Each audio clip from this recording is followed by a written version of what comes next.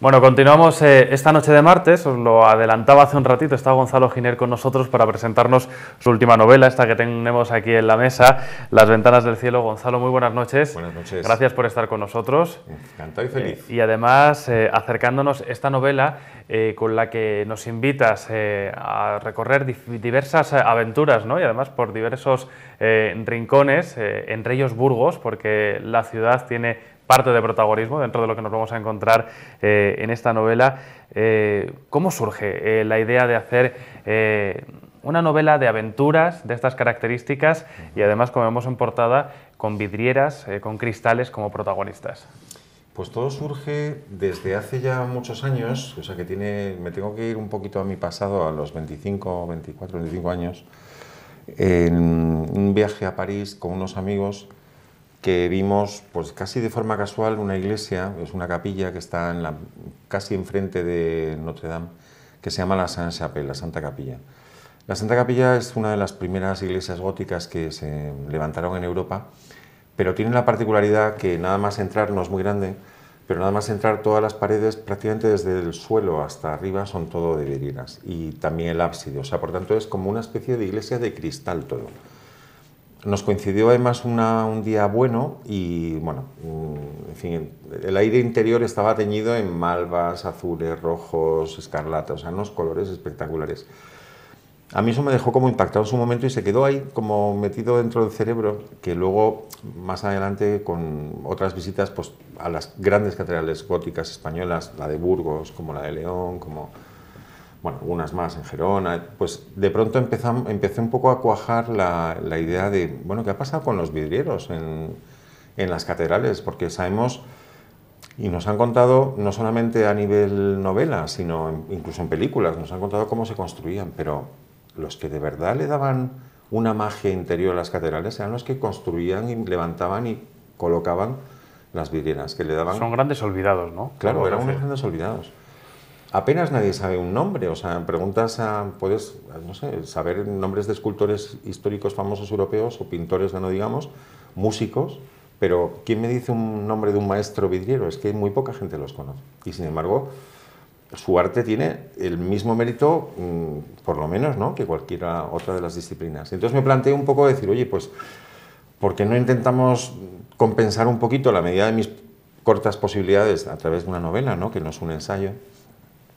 Hablar de quiénes eran, cómo lo hacían, porque además que en sus manos había, pues yo creo, no digo un poco magia, porque es verdad, ellos pintaban con luz, no era una pintura tradicional, ellos jugaban con la luz, y entonces diseñaban las vidrieras cuando se iban a los templos antes de colocarlas y estudiaban la iluminación, decidían que en un lado de la iglesia tenía que haber unos colores más oscuros, igual porque le afectaban más las horas del anochecer, entonces, o las escenas de la pasión, porque al final luego lógicamente eran todo pues, trabajos relacionados con la vida de Jesucristo, con la Biblia o con los evangelios, pues la pasión tenía que ser más oscura, pero luego la resurrección tenía que ser más clara. Entonces, con todo esto organizaban todo una especie de proyecto teológico en cuanto al tema que trataban, pero también de efecto lumínico. No se dejaba nada al azar, ¿no? Estaba todo muy estudiado. Uno realiza esta reflexión, Gonzalo se queda con esa imagen de París, empieza a indagar, empieza a decir, bueno, hay que hacer justicia de alguna forma con estos maestros vidrieros y cómo todo ese cóctel llega a este formato y a Burgos. Y Burgos y además recorriendo, eso iba a decir, varios escenarios, entre ellos varios, ¿no?, en la capital de Burgos. Pues mira, tuvo mucho que ver, yo estaba buscando no solamente digamos como las vidrieras hubo como dos grandes épocas, las primeras vidrieras son del siglo XIII aproximadamente, con las grandes construcciones de las catedrales, y eran unas vidrieras un poquito más, digamos como menos sofisticadas en cuanto a la calidad pictórica, ¿no?, porque solo eran, bueno, que ya eran, vamos, bastante, ¿no?, eran pues piezas de vidrio pequeñas, muy emplomado, los plomos... Las líneas de plomo hacían prácticamente los dibujos, pero en el siglo XV aparece una vidriera un poquito diferente, en la que ya hay tamaños de vidrios, digamos, o de planchas más grandes, donde pueden pintar. Y también hay un desarrollo de una serie de pinturas que también permiten un poco mejorar esa calidad pictórica. En Burgos se produce uno de los primeros o de las primeras entradas de este tipo de vidriera, y en concreto en la Cartuja de Miraflores. La Cartuja de Miraflores fue un encargo real, además, de la reina Isabel. Quería tener un lugar digno para enterrar a sus padres, que están enterrados allí, y bueno, entonces decide contratar, y esto es muy importante en la novela, a un mercader de lanas. Históricamente tiene su nombre y apellidos, ya lo conocerán cuando lo vean en la novela, ¿no? Que decide contratar a un artista de Lovaina, de Bélgica, actual Bélgica, bueno, que era un tío muy conocido y muy reconocido en cuanto a su virtud, que quería unas vidrieras muy especiales para allá. Y las tenemos, y es que se pueden visitar, y es el conjunto de vidrieras de, digamos, de estilo flamenco más importantes que hay ahora mismo, diría, no solamente lógicamente en España, sino casi en Europa. Se han mantenido perfectamente, tienen más de 500 años. Bueno, y estas fueron las que a mí me provocaron un poco todo el comienzo y el final de la novela. Tiene mucho que ver la lana, el mercado de la lana. Bueno, a mí me gusta mucho Burgos, pero no es porque me guste Burgos, es que realmente tenéis un patrimonio histórico tan sólido y tan brutal que, vamos, es muy fácil encontrar líneas para poder desarrollar. Detonante, la Cartuja de Miraflores, muchos seguro que se van a acercar a ver esas vidrieras porque habrán pasado desapercibidas también en esa visita a muchas personas, pero no es la única referencia que se hace a la ciudad, Gonzalo, porque no se puede olvidar la catedral, ¿no? También. Correcto. La catedral aparece desde casi el primer capítulo. De hecho, digamos, los personajes principales son dos hermanastros, cuyo padre es un mercader de lana. Bueno, a ver, por dar un poco información, los mercaderes de lana en esta época que hablábamos antes de la conquista de América, la lana era el producto número 1 de exportación de Burgos y de Castilla en general, y era una de las fuentes de riqueza más abultadas, ¿no?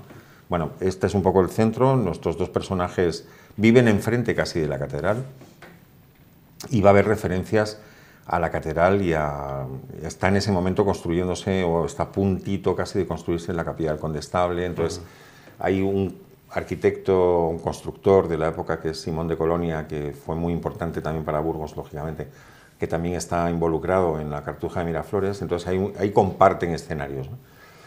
Pero bueno, como decía al principio, aquí vamos a tratar todo lo que era la economía desde un punto de vista, insisto, muy novelado, todo lo que era la fuente de ingresos normal. Nuestro protagonista no quiere ser vendedor de lana, o sea, él quiere trabajar en algo, pero no sabe muy bien y no tiene muy claro cuál es su futuro.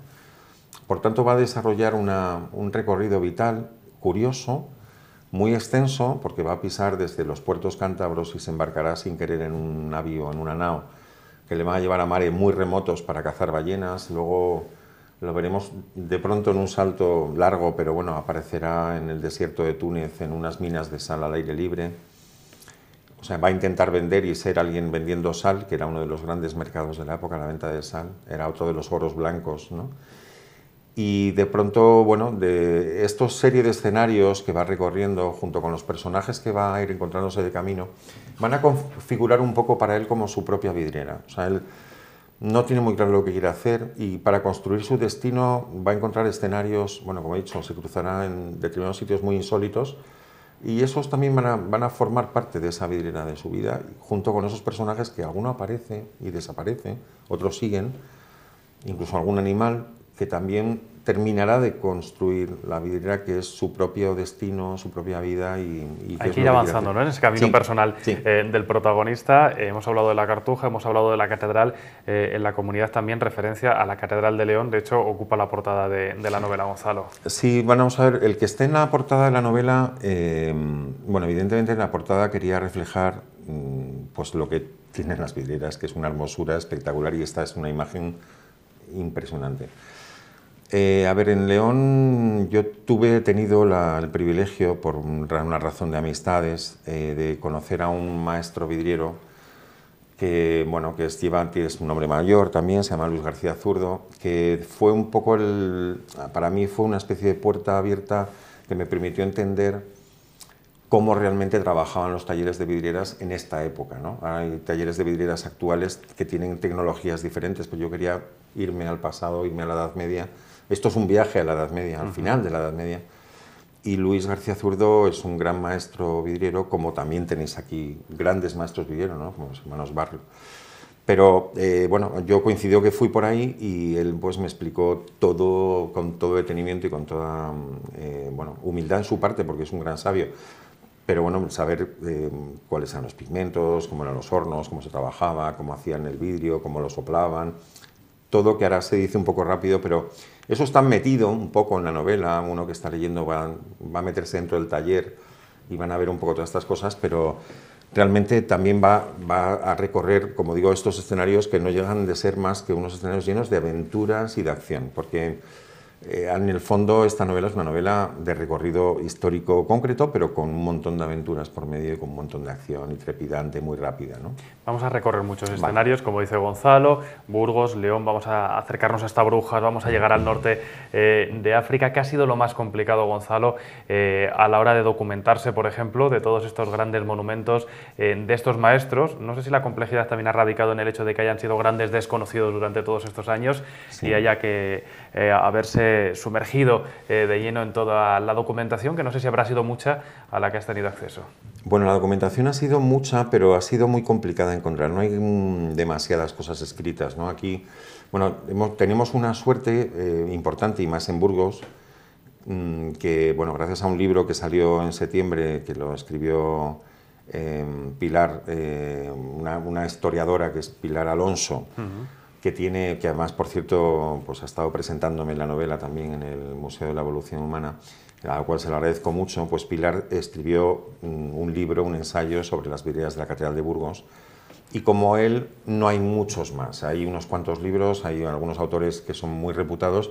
Yo intenté leérmelo todo, pero lo más difícil, que a tu pregunta, lo más difícil es vivir eso. O sea, para escribir necesitas sentir las cosas, no solamente documentarte históricamente de cómo era un horno o cómo era un taller. No, necesito saber realmente que alguien que lo ha estado haciendo y que lo ha vivido me pueda explicar cómo, soplando una ampolla de vidrio a un tamaño determinado, es capaz luego de alisar eso y dejar unas láminas de 1,5 milímetros, que son las vidrieras, que son muy finas.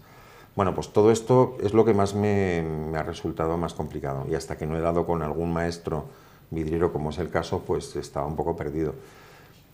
Por otro lado, pues quizá a nivel de documentación, Burgos tiene muchísima documentación. Todo esto que hablo de la lana, del mercado, las instituciones que había en Burgos, por ejemplo, la Universidad de Mercaderes, que había una universidad que se reunía en la catedral, o el Consulado de Mercaderes de Burgos, que estaba en Brujas, un edificio espectacular, muy bonito, que, bueno, que reunía al gremio de comerciantes. Por poner datos, es que era, o sea, Burgos era en ese momento muy poderosa económicamente, ¿no? Bueno, quizá unos pocos, ¿no? Pero estos grandes comerciantes, por hacer un dato, facturaban al año, por los cálculos que he venido haciendo, bueno, que pude hacer, en torno, en pesetas, vamos a decirlo así, porque son un número más grande, ¿no? Unos 1.600 millones de pesetas anuales de facturación de lana, ¿no?, de aquella época. O sea, era una barbaridad. La corona de Castilla, la reina Isabel, sus ingresos anuales eran en torno a 800, 700 millones. O sea que esto estamos hablando casi del doble, solamente unos comerciantes. Muchos de ellos fueron los que financiaron guerras, por supuesto, pero también catedrales, vidrieras, monumentos. Bueno, en este entorno es en el que se mueve la novela. ¿Qué es lo que más te ha llamado la atención a la hora de sumergirte en este proyecto, Gonzalo? ¿Qué anécdota puedes destacar o qué es lo que más haya llamado precisamente la atención por su desconocimiento, porque sea algo que se ha perdido, algo que no se sabía o algo que dábamos por sentado y que no ha sido así? Bueno, hay una cosa que puede llamar la atención en la novela, quizás lo más sorprendente. Yo confieso que tampoco sabía casi nada. Hay una seria sospecha, y en la novela tiene algo que ver, bueno, hay una parte importante que se mueve por ahí, que, a ver, nosotros, bueno, yo digo nosotros porque yo soy muy castellano, me siento muy castellano, entonces no soy burgalés, pero los burgaleses transportaban la lana por los puertos cántabros. En los puertos cántabros, y me refiero fundamentalmente a Santander y Bermeo, pero también Bilbao y también algún puerto vasco, ¿no? Bueno, a través de esas embarcaciones se llevaba la lana hasta Flandes. Hay dos cosas que yo creo que son muy desconocidas. Una es que en esos mismos puertos había otros barcos que iban a cazar ballenas, o pescar ballenas, mejor dicho, a los mares del norte. Cuando se terminaron las ballenas para los vascos, siempre ha sido muy importante por el aceite de ballena, en el Cantábrico empezaron a subir a Islandia, fueron a Groenlandia. hay una seria sospecha, no hay una evidencia, pero hay sospechas muy, muy, muy certeras que pudieron llegar antes a Terranova, por tanto a América, de lo que llegó Colón.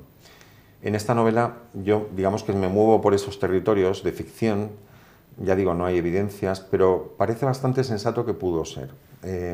Quizá ellos no supieron ni lo que era tampoco, pero sí encontraron unos grandes bancos de ballenas y de bacalao espectaculares y se lo callaron como, en fin, no sé una palabrota, pero se lo callaron porque evidentemente no les interesaba. Era lo que ningún procedía, otro ¿no? país, Es lo que había que hacer, no claro, decirlo para que no fuera nadie más. Claro, que no fuera la a pescarlo. competencia de otros países a pescar. Esos caladeros los llevaban muy secretos.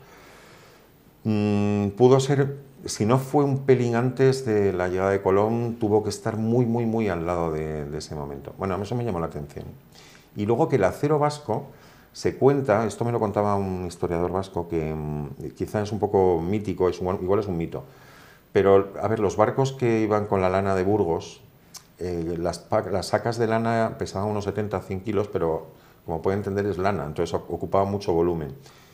Los barcos no tenían mucho cabotaje porque luego la entrada al puerto de Brujas no permitía barcos con mucho peso, ¿no? Entonces tenía que ser así. Pero la lana ocupaba tanto y pesaba poco en general y por tanto el barco estaba demasiado elevado. Entonces tenían que poner decidieron poner planchas de acero en la parte más baja para producir precisamente que la línea de flotación estuviese más baja. Bueno, dicen que cuando esas sacas de lana llegaban a los puertos de Ámsterdam, ¿no? a Amberes o a Brujas, sacaban la lana, y muy bien, y de pronto encontraron acero abajo. Y ese acero empezaron a preguntar, bueno, pues este acero, ¿quién lo hace? Si es una calidad espectacular, ¿no? Y entonces, bueno, pues de ahí fue también una especie de vía y surgió la enorme cantidad y prestigio que tenían las acerías vascas en Europa, ¿no? Bueno, vamos a descubrir muchas cosas, ¿no? A través de esta novela. ¿Por qué Las ventanas del cielo? ¿Por qué este título, Gonzalo? A ver, yo creo que a mí me parece que define bastante bien lo que es una vidriera. En el gótico las catedrales se elevaron al cielo, levantaron la altura en relación al románico, las paredes se estrecharon porque los pesos se repartían de otra manera con los arcos y permitían abrir ventanas. Esas ventanas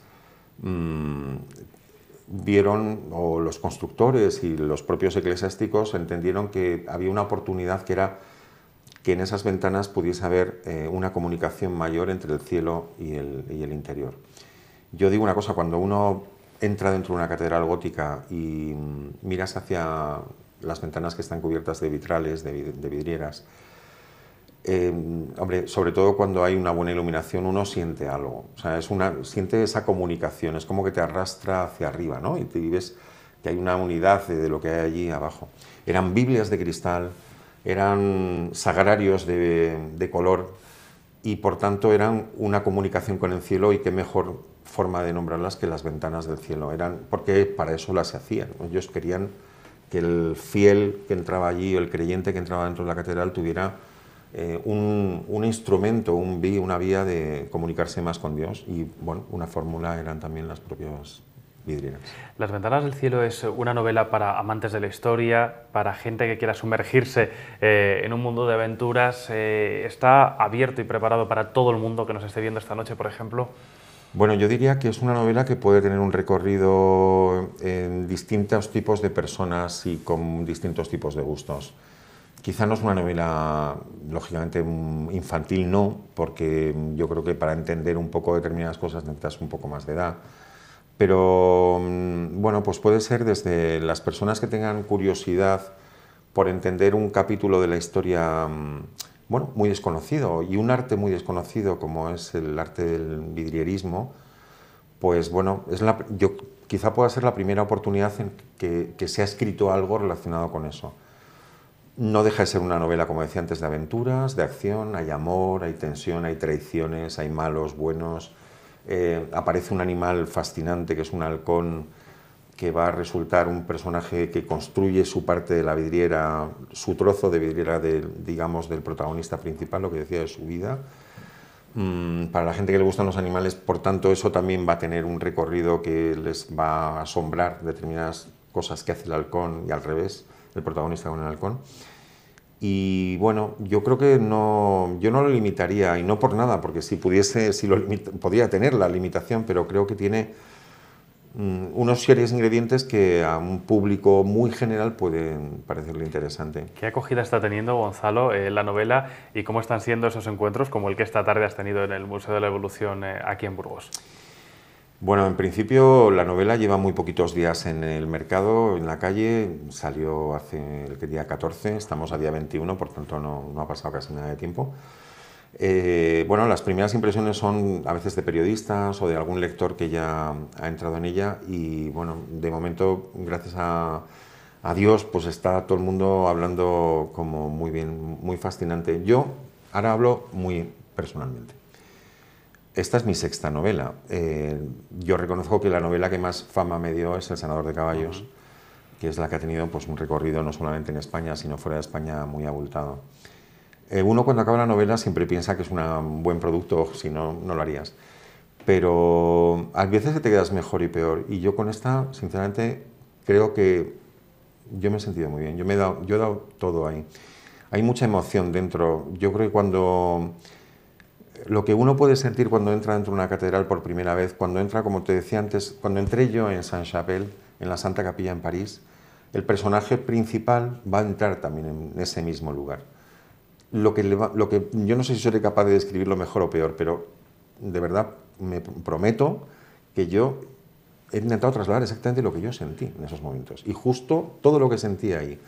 O sea, por tanto digo que de verdad hay cargas emocionales, tiene un final muy impactante.